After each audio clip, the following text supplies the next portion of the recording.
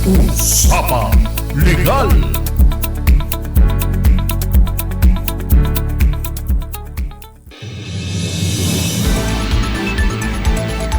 Magandang gabi po, Luzon, Visayas, Mindanao. Kamusta po kayo? Ayan ngayon po ay isang tulog na lang. Tayo po ay magbabakasyon na, tama ba? Nakapag-file na ba ng leave? O yung iba talagang March pa lang naka-ready na ang kanilang leave para sa long vacation. Speaking of long vacation, mag-ready na po kayo ha. Again, bago po magbiyahe, alalahanin po yung blow bagets. At syempre, importante kapag kayo po yung magdadrive, no? Kapag inaantok, itigil muna sa may mga gilid, no? Yung inyong sasakyan. Pag sobrang antuki, no? At yung mga katabi na pasahero, kayo po sa unahan, ang inyong responsibilidad ay palaging gisingin ng inyong driver. Magbaon ng candy, chocolates, para hindi nakakantok, di ba? No? Anyway, alam naman po natin na kapag ganitong season, ang ating mga kababayan ay pumupunta, no, sa mga probinsya, kaya medyo luluwag ang kalsada dito sa Metro Manila. At ito yung time para magkasama-sama sila ng kanilang mga pamilya. Pero ang tanong, no, minsan nagkakausap-usap, paano bang gagawin natin sa property? Yan. Ng ating pamilya. Kanino natin ibibigay? I-donate na lang kaya natin. O kaya naman, no, yung mga yung mga anak, no? Mamadali. Ma! Pa! Asosyal na lang. Mama! Papa! Para kanyari may mga properties. Mama! Papa!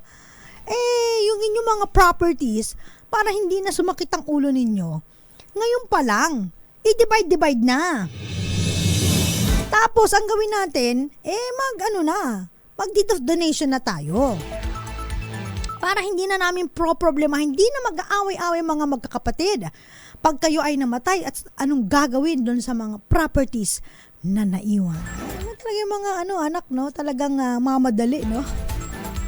Again po, no? Kayong mga anak, no? Hanggang lang kayo, ha? Hanggang advice lang or suggestion lang. Ang property ng inyong mga magulang, kung gusto nilang ibenta, wala kayong karapatan na pigilan sila. Kung gusto nilang stay lang, di stay lang. I-donate sa iba. So, wag tayong laging nagmamadali. Parang atat na makuha ang inyong mana. O kaya sasabihin nyo, ay, hindi po pwedeng ibenta tong property na to, mama, papa. Dahil ang property na to ay mamanahin ko pa. Mga linyahan, no? Pero tama ba yon? Again po, ang karapatan ninyong magmana ay nagtitake effect lang kapag namatay po ang may-ari ng property. Yan, clear yan. Pero sa suggestion, attorney, sinuggest lang naman namin na i-advance na yung aming mana. I-advance na. So, mag-execute na lang ng deed of donation para hindi na mamoblema ang aming mga magulang. Alam niyo, nakakalungkot kapag ganito, no? Halimbawa, may mga properties po, no? Ang mga tatay at tanay, no? Mama, papa, mommy, daddy, ma at pa, nay at tay, no? Halimbawa, 3 anak, no? Tapos meron silang naipundar 3 properties, no? So, ang ginagawa, no, sige, i-donate na natin para sa ating mga anak. Dahil ito naman ay inipon natin at ito ay para sa kanila. So, ang ginawa ng mga magulang, no, dahil generous, mahal nila ang kanilang mga anak, ay pa talaga pagmamahal ng mga magulang, yan po. I-donate isa-isa yung property sa mga anak nila. Hanggang sa mawala na po sila, no, ng properties. Kasi na-donate na, 3 properties sa 3 anak. Nakakalungkot yung mga anak, no? Nag-asawa, no? Lahat sila nag-asawa, no? Tapos, wala ni isa sa kanila. Gusto na ang magulang ay tumira sa bahay dahil ang gusto nila, ayaw nilang pinapakialaman sila ng mga biyanan nila o kaya nung kanilang mga magulang, pati of course yung biyanan, yung asawa nung yung asawa nila, no, yung tawag nila doon, biyanan, sinusulsulan, no, ni Mina Marisol ng asawa na, ay, ayokong kasama yung mga nanay at tatay mo kung hindi masisira ang ating pamilya. Mga ganon, no? Not knowing, no? Or despite knowing, alam nila, at saka yung asawa na ang property nang galing sa, sa magulang. Nag-execute ng deed of donation. Hanggang sa lahat ng mga anak, no? Kinatok na, isa-isa. Kung saan sila pwedeng manuluyan. Wala.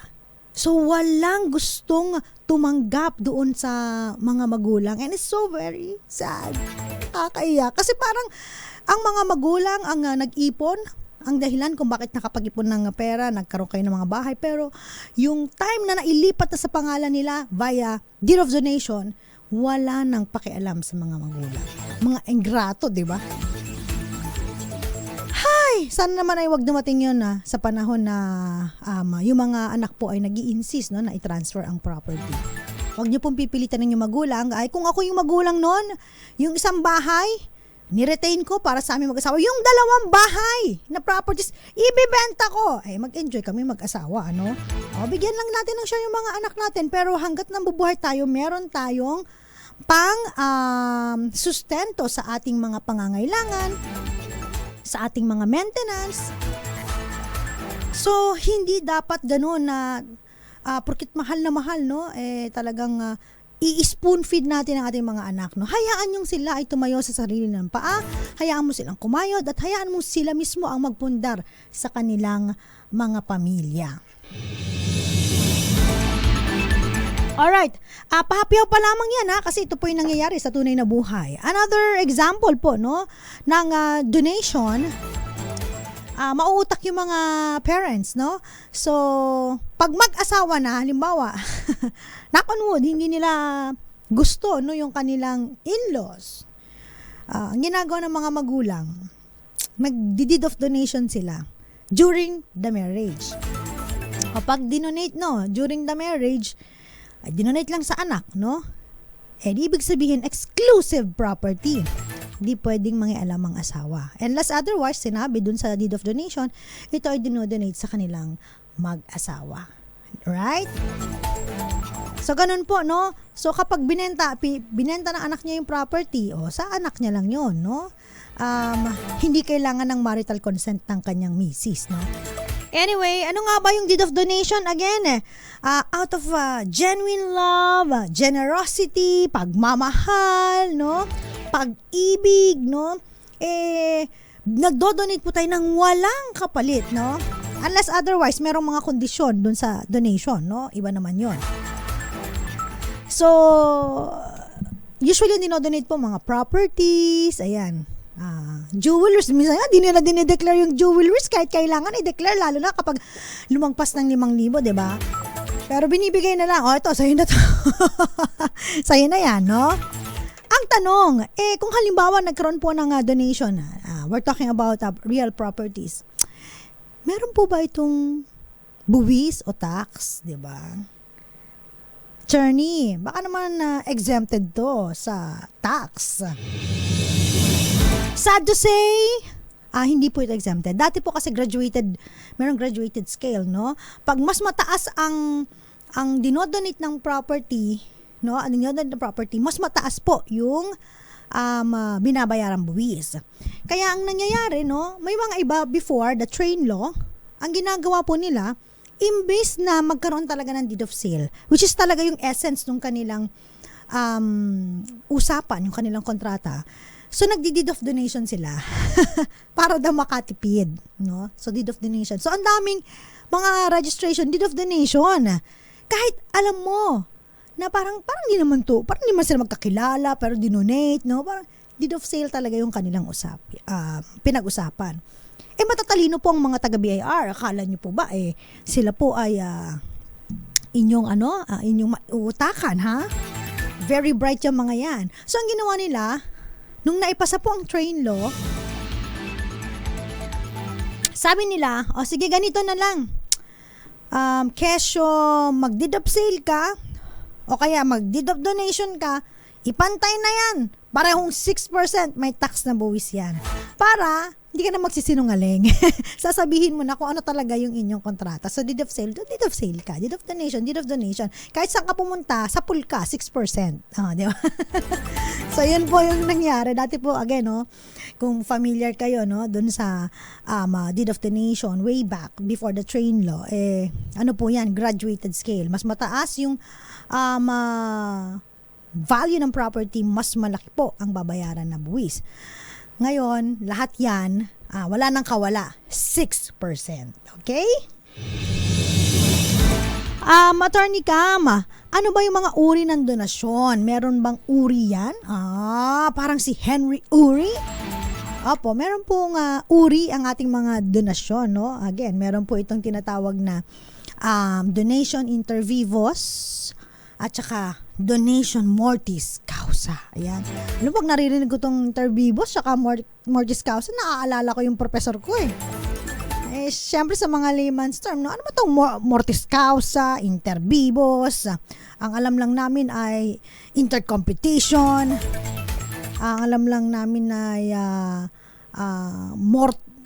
mortis causa, morgue lang alam namin, di namin alam yung mortis causa. Okay, pag sinabi natin inter vivos, kasi ito po ay hindi siya English term, it's a Latin term, no? Nang ibig sabihin ay among the living. Ibig sabihin, nagkaroon ng donasyon among the living. Okay, ibig sabihin, buhay pa, no? Ang donor, nung siya po ay nag-execute ng deed of donation, no? Ano naman yung mortis causa? At again, kahit buhay siya, nag-execute siya ng deed of donation, magti-take effect yung donation niya kapag buhay, during nung lifetime niya, no? Buhay siya. Ang mortis causa po, ang Latin term naman nito ay in contemplation of approaching death, no? At ibig sabihin, ito po ay magti-take effect upon the death of the donor. So, may ganun po, no? Pwede pala mag-donate kapag malapit na matay yung boom, o kaya gusto mo lang mag-donate pero magti-take effect ito kapag namatay ka na. So, mortis causa. So anyway, again po, transfer ng property kapag ang donor po ay alive pa po and kicking. Ayan, donation inter vivos, donation mortis causa naman po. At the time na magti-take effect po pag namatay na po si donor. At ito po ang pinaka-importante dito, no? Lagi niyo pong tatandaan, kapag kayo po ay tatanggap ng donation, oy, sana lahat tatanggap, no? Hay! Dapat lagi pong merong acceptance, no? Bakit importante yung acceptance, di ba? Pwede naman matic na lang pag may nag-donate sa'yo, tanggapin mo na lang. Matic na yan, syempre tatanggapin ko. Nire-require po ng batas, no? Na yung acceptance, pwedeng nandoon sa may deed of donation o kaya naman po, merong separate na instrument na sinasabi na ina-accept mo yung donation, no? Perfected po ang deed of donation kapag nagkaroon na ng knowledge si donor na in-accept na po ni donee yung kanyang yung i-donate, no? Ibig sabihin, halimbawa, magdo-donate po si donor ng condominium, no?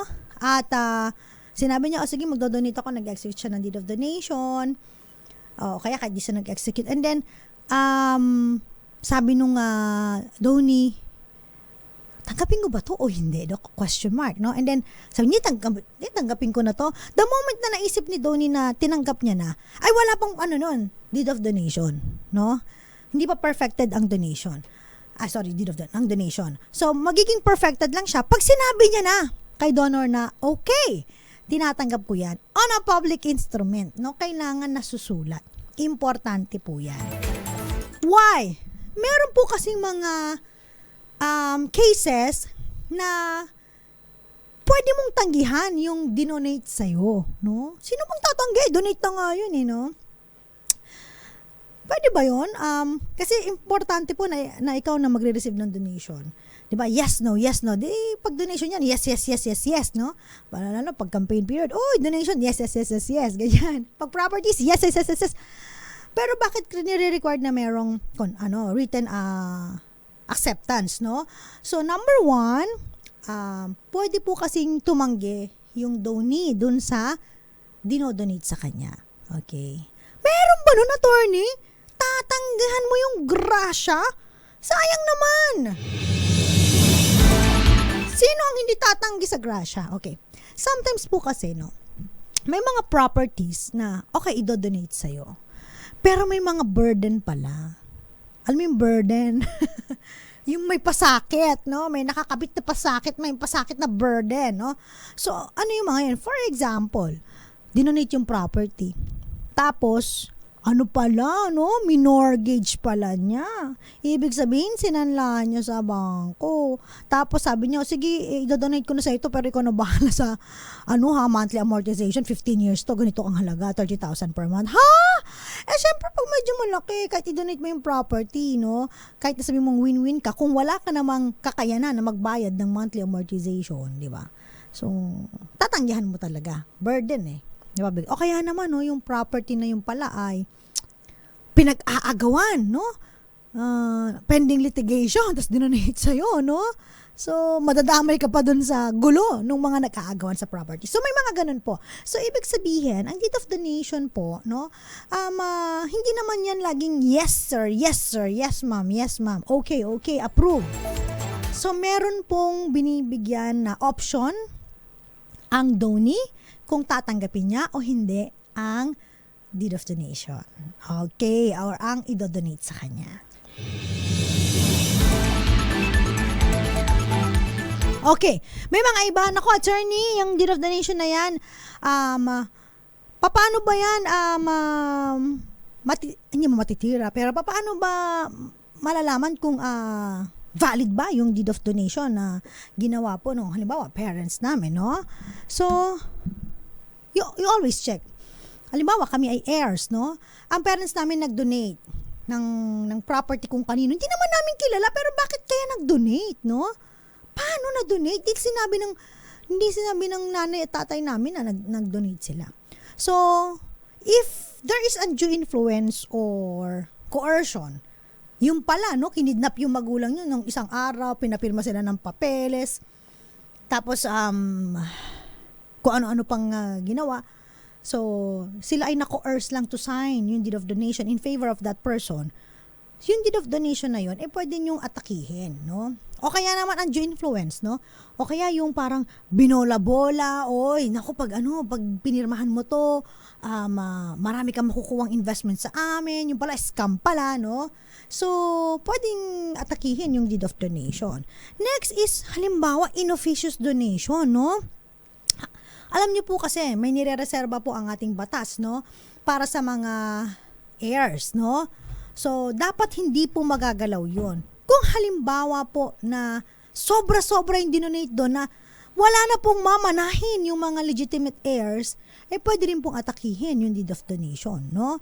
So, dapat, halimbawa, maraming properties, dinonate lang yung isa, pero marami pang nakareserba para sa mga anak, so okay lang yun. Pero kung halimbawa lahat ng properties dinonate, no, wala nang natira sa mga heirs, sa ibang tao, questionable, no? Hindi po pwede yun kasi kailangan merong nakareserba na mamanahin dapat ang mga heirs, no? At pangatlo, unpaid debts. Ano tong unpaid debts? Ang ginagawa po kasi ng iba, halimbawa nangungutang sila, no? Para pag siningil po kasi sila, hindi sila nakabayad ng utang 2.5 million, tas meron silang bahay na worth 4 million. Hindi sila nakabayad ng utang. Alam nila na kapag nag-file na ito ng kaso ng small claims cases at itinuro ang bahay nila, syempre, isasama po yan, no, sa, pwedeng ma-sheriff, makuha o mahila ni sheriff, no? Not literal na mahila, pero mahila yung titulo ni sheriff, no? So, ang gagawin ng mga, yung mga creditor, yung mga debtor, yung mga umutang, idodonate na lang yung property doon sa kung sino-sino para hindi mahabol. So, bawal din yun. Para i-defraud mo ang iyong mga creditors, takbuhan mo sila dahil hindi ka nagbayad ng utang at alam mo na baka ma-sheriff, no? yung iyong properties, idodonate mo sa iba, ay pwedeng habulin yun. Pwedeng atakihan yung deed of donation na in-execute mo. Marami pa tayong pag-uusapan na may kinalaman po sa deed of donation. Ilan po muna mga paalala dyan lamang po kayo. Nakakasama pa rin po ako po si Attorney Cam para sa DZRH Una sa Pilipinas, Una sa Pilipino. Oras po natin, 4 na minuto bago sumapit ng alas 7 ng gabi.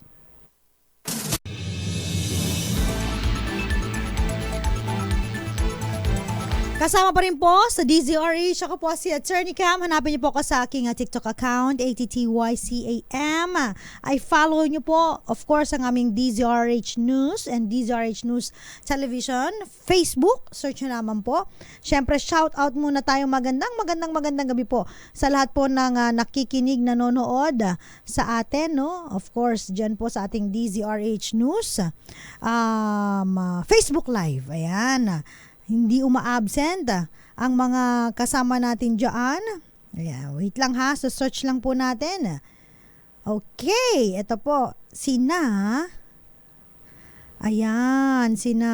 andito po sina Irene Almodovar, Michael Manalo, at si Alexis Tiger.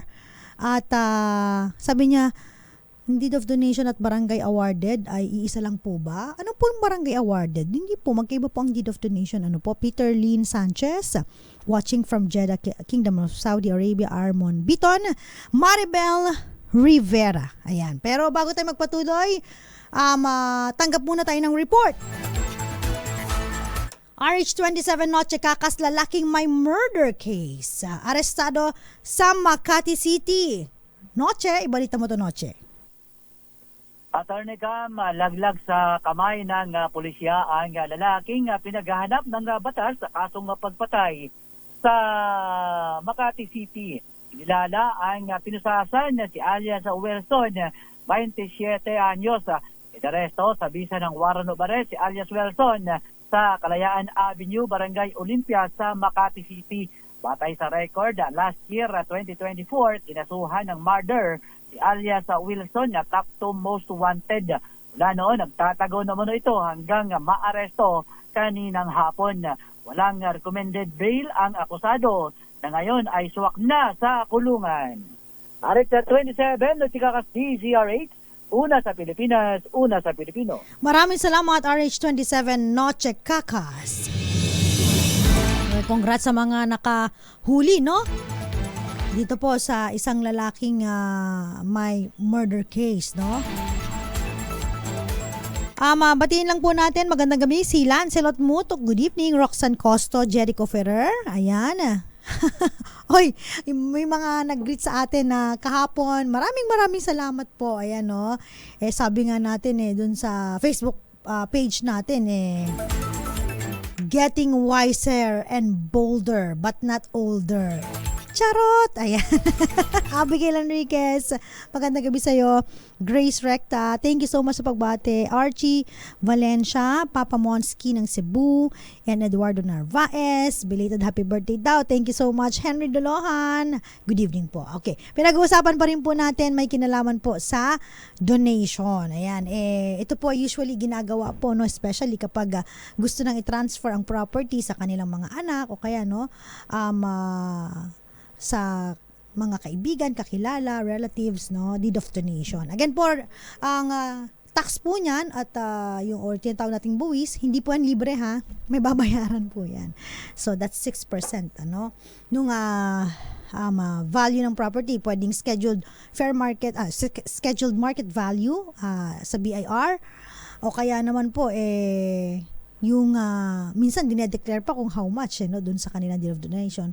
So kung alin po mas mataas, yun po ang bibigyan po, no, lalagyan po ng tax. Ayan, 6%. Okay, ano po ba ang mga requisite ng donation, no? Unang-una, of course, pag sinabi pong donation, dapat po yung donor meron siyang capacity to make donation. So number 1, ang ibig pong sabihin yan, so, hindi po dapat unsound mind yung donor, no? Baka meron pong mga properties, tapos yung donor pala ay, halimbawa lang, no, sa isang telenovela, merong nangyaring aksidente, nawala ng amnesia, o kaya, no, nagkaroon ng learning disability, so So, hindi siya makakapag-donate, no? Parang na-impaired yung kanyang learning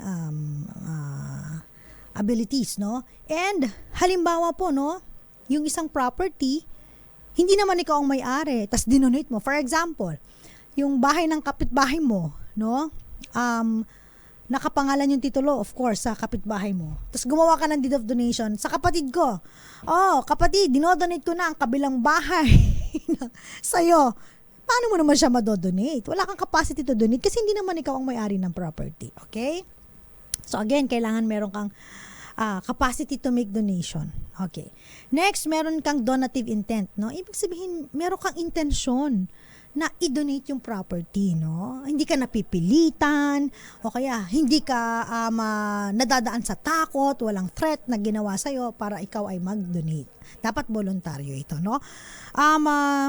Again, yung sinabi natin kanina, kailangan i-accept po ng donee yung donation during the lifetime of the donor. Importante po yan. At syempre, merong delivery. Attorney Cam, paano po yung delivery na sinasabi ninyo?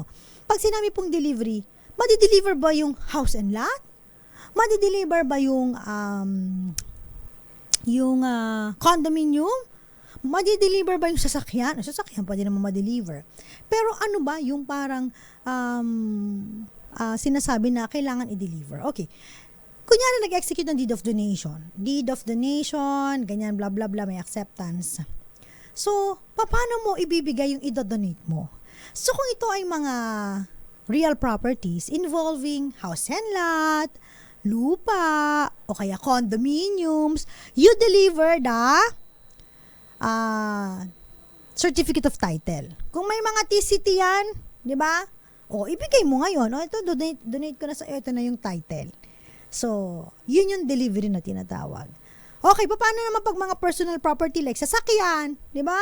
O, sasakyan. So, di mo naman kailangan buhatin yung sasakyan at deliver mo sa kanya o kaya naman i-drive mo. Pwede mo i-drive. Pero the mere fact na halimbawa yung sasakyan ay nasa ibang lugar, nag-deed of donation, binigay sa'yo yung susi.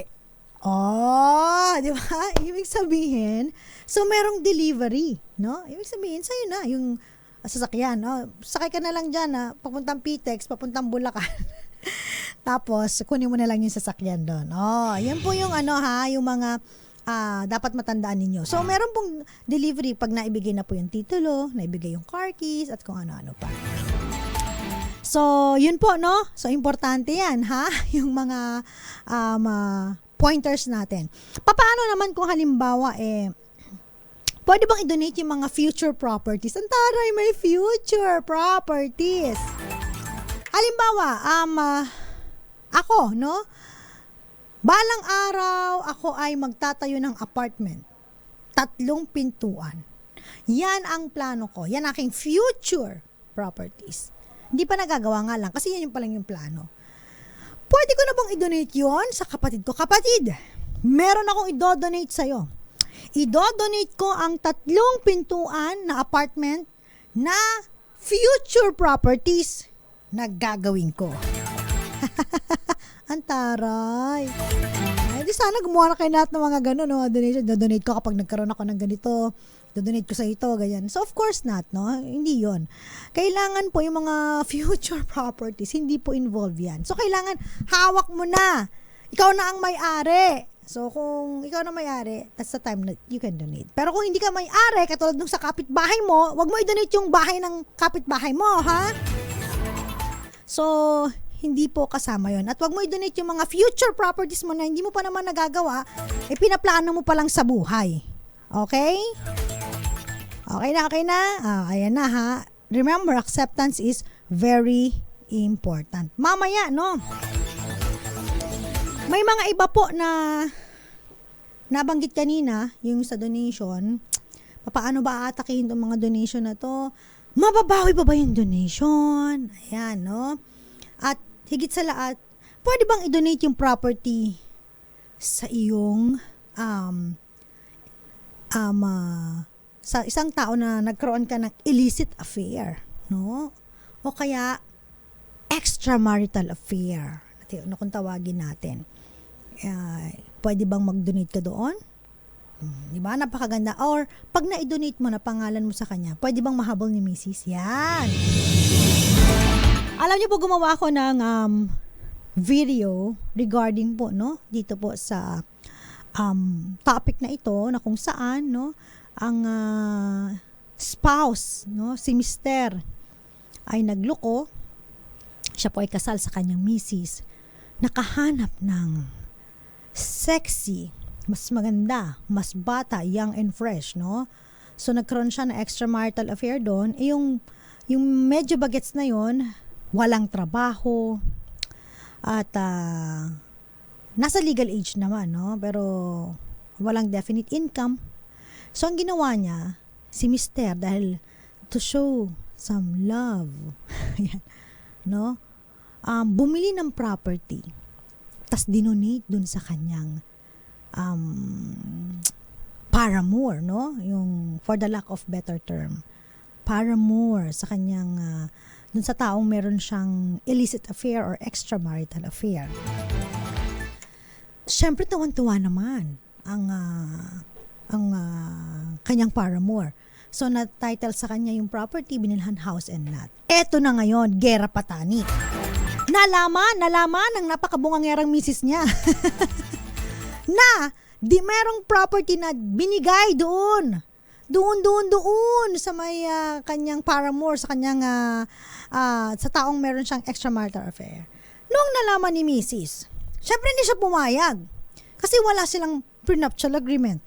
So ang kanilang default na property regime ay absolute community of property. So sabi ni Mrs., no, teka, hindi ako papayag na magkaroon ng property at maging valid ang donation doon sa ka-extramarital affair ng aking esposo. Yan.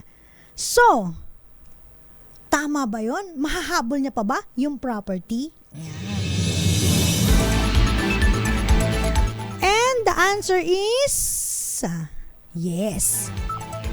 Bakit attorney mahahabol? Nakapangalan na sa akin, binigay sa akin, no?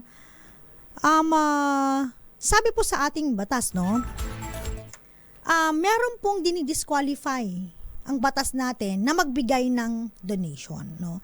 Isa dito ay yung mga individuals na guilty ng adultery or concubinage at the time of donation. Okay? Ibig sabihin, hindi po kailangan dito ng ng conviction talaga na sila po ay guilty. So, preponderance of evidence lang ang kailangan na mapatunayan na maaaring sila po ay talagang guilty ng adultery or concubinage, no? Dito sa kaso natin, concubinage, So, maaari pong mahabol yung dinonate, no? Tandaan po ninyo, pag absolute community of property regime, parehong mag-asawa po yan. Okay? Ang may-ari niyan. Okay. At kapag parehong mag-asawa, tandaan po ninyo, kung halimbawang idodonate sa iba, no? Hindi po kay paramour or dun sa taong guilty ng adultery. O, kunyari, mautak to si mautak yung lalaki. Hindi, sabi sa batas, bawal daw. Baka guilty tayo ng kasong concubinage o kaya adultery. No? Sa example natin, yung concubinage, no? I-donate ko na lang dun sa kapatid mo. Ayan. Para para hindi mahabol. Ups. No. Dahil po, in case of donation, kailangan, kasi properties po yan eh. So, affected po, no? Yung properties ninyong mag-asawa, meron pong dapat marital consent din yung asawa kapag nagbibigay ng property kung kani-kanino. Pag nalaman niya na ang property pala ay ibibigay doon sa hinihinala niyang kapatid ng paramour, no? Tatanungin kasi ng misis, ba't ka magdodonate doon? Sino ba yun? Kaano-ano mo ba yun? Diba? Alam na. So, hindi mo masasecure ang consent or signature ng asawa mo. Kaya, hindi pa rin siya magiging valid. So, ayan yung mga guilty po ng adultery or concubinage at the time of donation. Magiging void po. Walang bisa ang inyong donation.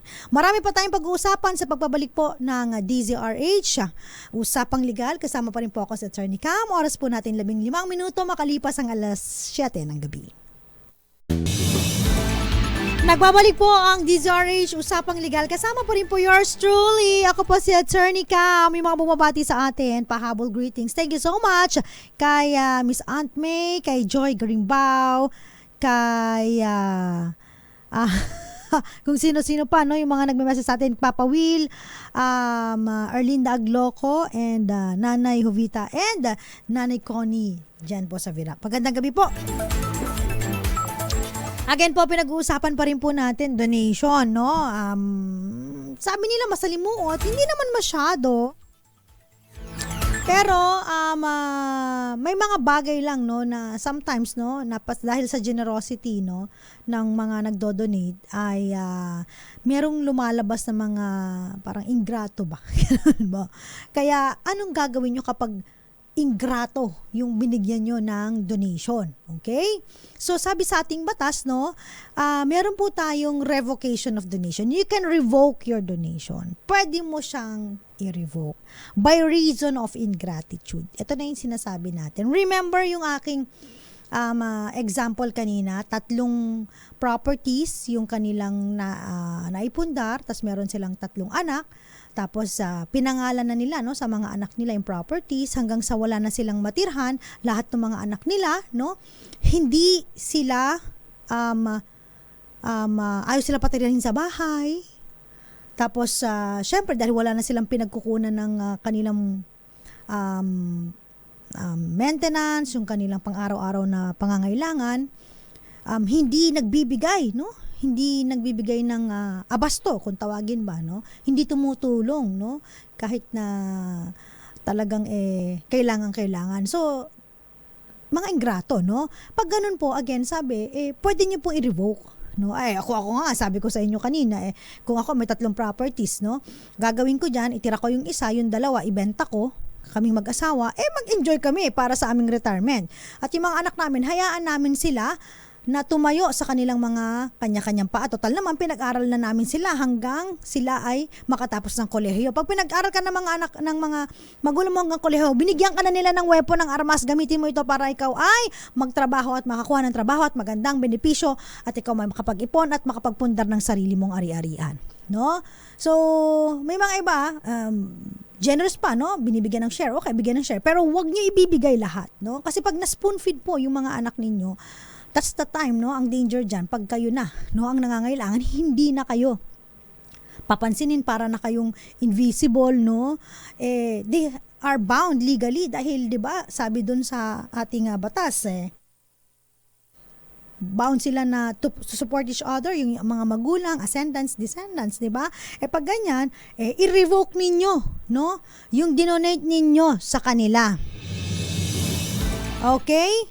If he or she unduly refuses him or her yung support, pag meron naman pong legally or morally obligation si donee to give support dun sa donor, pwede po, no, one of the grounds ay i-revoke po by reason of ingratitude, no? Ingrato. Ano pa ba? So halimbawa po, no, si donee po ay nag-commit po ng offense against dun sa donor, sa kanyang asawa, sa kanyang mga anak. Halimbawa, again, kanina nabanggit natin, pwede ka mag-donate kahit na kakilala mo, kaibigan, relatives, no? So, halimbawa, itong kaibigan mo dahil sobrang tagal na ng pinagsamahan nyo, nag-donate ka ng property. Pero itong kaibigan mo, wala stick, no? Ang ginawa, binugbog pa yung anak mo, no? O kaya naman, no? Pinagbintangan, no? Yung asawa mo na isang, tawag dito, magnanakaw, no?